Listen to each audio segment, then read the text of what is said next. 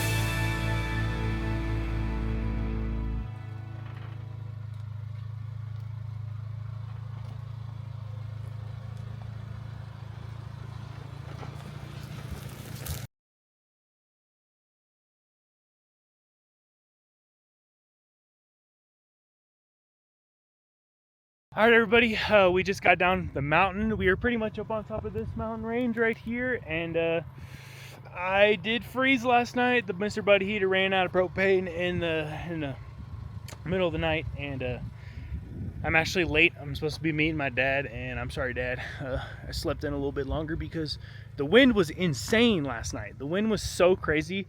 It pretty much let up at like 1 o'clock in the morning, and then I could finally go to sleep. It was like shaking the whole truck and everything. But overall, the mattress, the HEST Dually 50, oh my gosh, my back doesn't hurt. I feel great.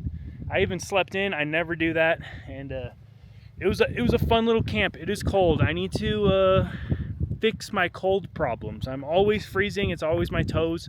But I'm excited for like some summertime camping where I'm not freezing and I don't need to bring a heating source. But right now I'm gonna head back to help my dad at his cabin down here in this area.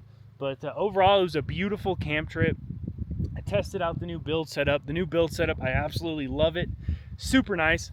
I just need to dial a couple more things in, and I'll be all set. But I'm ready for 2026. We got some fun adventures coming in 2026. So make sure to stay tuned, like, comment, subscribe, and give me like a little hype bar. It's like a star. Really helps out small creators like me, and helps me make awesome videos for you guys. But that's about it for this week's video. I'm about to get my ass chewed by my dad because I was supposed to help him early this morning, and it's about like 10 o'clock. So I love you guys so much. Peace out. Bye.